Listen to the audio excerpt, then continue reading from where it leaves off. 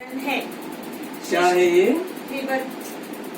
विवर्तोपादन कारण। सृष्टि पढ़ो वाक्य तो। यह सृष्टि का मैं आत्मा ही।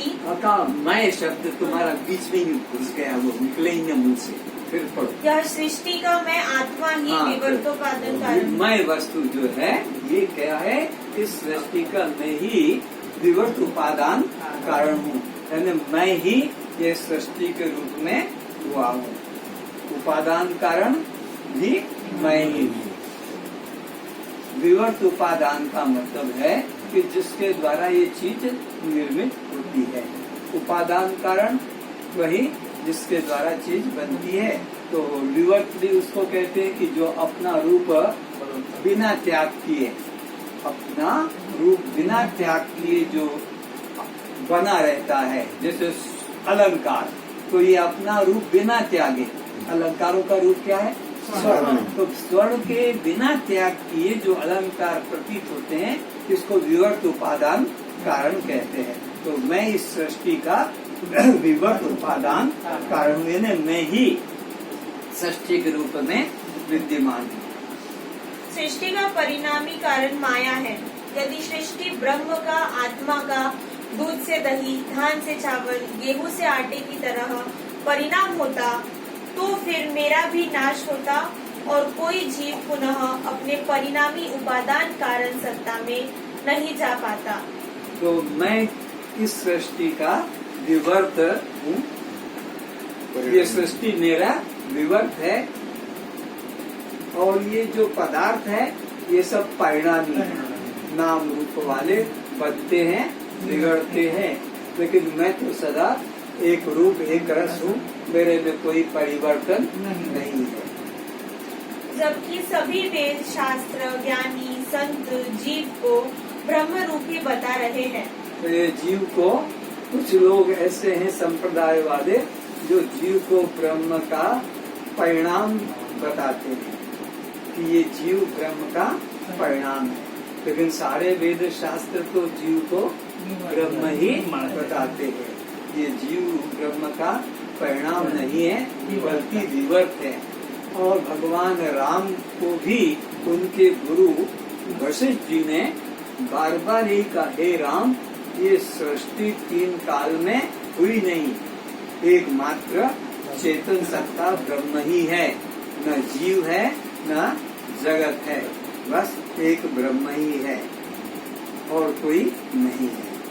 तो मैं इस सृष्टि का उपादान कारण हूँ और ये सारी सृष्टि जो नाम रूप दिखाई पड़ते हैं, ये उत्पन्न और नाश होने वाली आकार है। अतः यह जीव मुझ ब्रह्म का परिणाम नहीं बल्कि विवर्त है।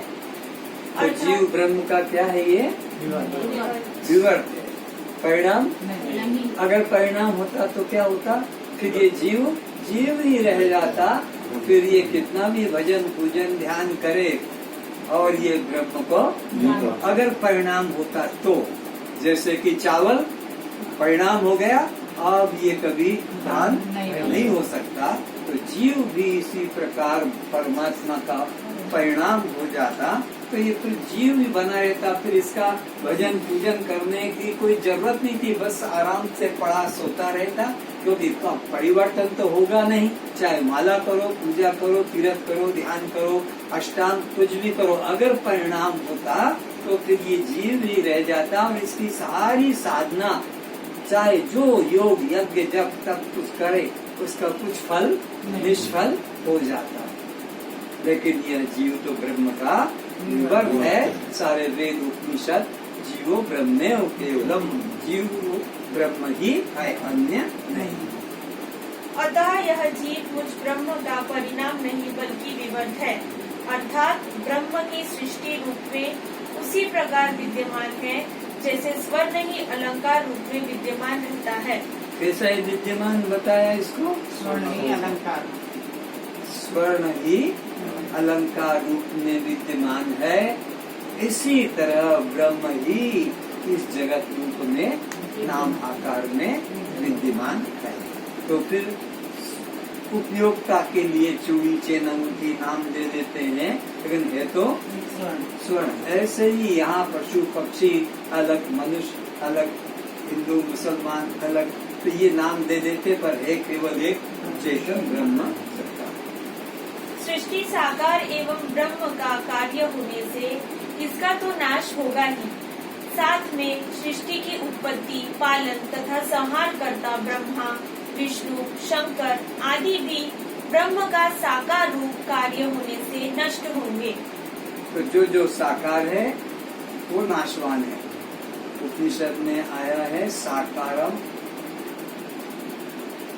निराकारम निरंतरम, साकार जो है वो नाशवान है, निराकार निरंतर है, वो सदा रहने वाला है। और साकार जो भी है सबका नाश होता है, लेकिन नाश होने पर भी बर्फ का नाश हो गया तो क्या बनेगा? जल ही बनेगा। घड़े का नाश होगा तो मिट्टी तो बनेगा। तो कोई अपने उपादान कारण से अन्य जाति का नहीं, वो ब्रह्म ही है। तो ये सारी सृष्टि का उत्पत्ति भी उसी में, और जीवन भी उसी में, और नाश भी उसी में। यहाँ कुछ नाश नाम का शब्द का उपयोग ही नहीं हो सकता है। एक ब्रह्म को मानने वाला किसका नाश कहेगा और किसकी उत्पत्ति कहेगा? वही उत्पन्न होता है, वही स्थित रहता है, और वही अपना लीन हो जाता है। लेकिन एक अखंड सत्ता में कोई परिवर्तन नहीं होता है। कितना आश्चर्य है कि यह बात मैं आज तक नहीं जान पाया था कि मैं अविनाशी आत्मा हूँ। कौन खुशी मना रहा है? कौन आश्चर्य मना रहा है? जनक मना रहा है। ओहो, कितना आश्चर्य की बात, और कितनी खुशी की बात, और कितनी लज्जा की बात। क्यों? कि मैं खुद होकर उसे बाहर ढूंढ रहा था, मैं खुद होकर उसे अन्य मान रहा था, अन्य जान रहा था, और अब पता लगा कि जिसे मैं ढूंढ रहा था वो मैं। तो ये मेरा कितना बड़ा भाग्य है कि जो आपके द्वारा मुझे अपने स्वरूप का जो मैं जन्मों से भूला था उसको मैंने जाना। मेरा जन्म एवं मृत्यु नहीं, मैं सबका जनक हूँ। मैं किसी को प्रणाम करूँ, मेरा मुझसे ही नमस्कार है, क्योंकि मुझसे श्रेष्ठ बड़ा मेरे ऊपर कोई नहीं है। अब ये बहुत ऊपर की दृष्टि है, उच्च दृष्टि है विचार की, कि मैं प्रणाम भी करूं तो किसको प्रणाम करूं? कोई दूसरा अगर हो तो मैं उसको प्रणाम करूं। जबकि यहाँ पर भगवान कृष्ण ने कह दिया कि मत्ता परतरम नान्यत् किंचिदस्ति धनंजय। हे अर्जुन, मेरे से ऊपर और कोई देवी देवता ईश्वर ब्रह्मा परमात्मा कोई नहीं है, मैं ही वो अंतिम सत्य सर्वोच्च हूँ। अब मैं किसको हाथ जोड़ूं? दूसरा अगर है तो मैं उसको हाथ जोड़ूं। ये किस निष्ठा में? आत्मनिष्ठा जिनकी ऐसी हो गई है, अब उनके लिए जगत नहीं और ईश्वर भी नहीं, यहाँ तक कि गुरु भी नहीं। गुरु तब तक है जब तक कि हमको अपने आत्मा का स्वरूप का दृढ़ता का बोध नहीं जगा। और जब जग गया तो फिर न गुरु और न शिष्य, बंधु न मित्रम गुरुर्मेव शिष्य चिदानंद रूप। एक चैतन्य आत्मसत्ता ही रहती है।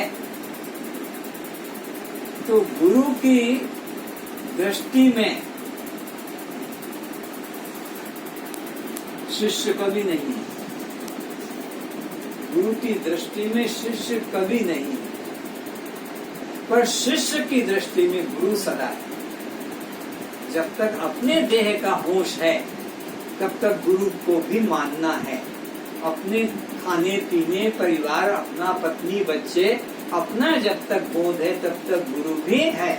जब हमको अपना ही बोध नहीं तो फिर कुछ न पिता न माता न पति न पत्नी न गुरु न सेवा। लेकिन जब तक हमको अपना घर, अपना पैसा, अपना परिवार दिख रहा है, तब तक गुरु भी भुलाया नहीं जा सकता। गुरु का भी वहाँ पर भाव रखना है। लेकिन जब हमको अपना ही भाव का होश नहीं, तो हम किसको प्रणाम करने जाएंगे? अवधि अपार स्वरूपम, ये सब मेरे स्वरूप के लहरें हैं जितने भी है। लेकिन जब अपने स्वरूप का बोध हो गया कि मैं अथाह सागर हूँ,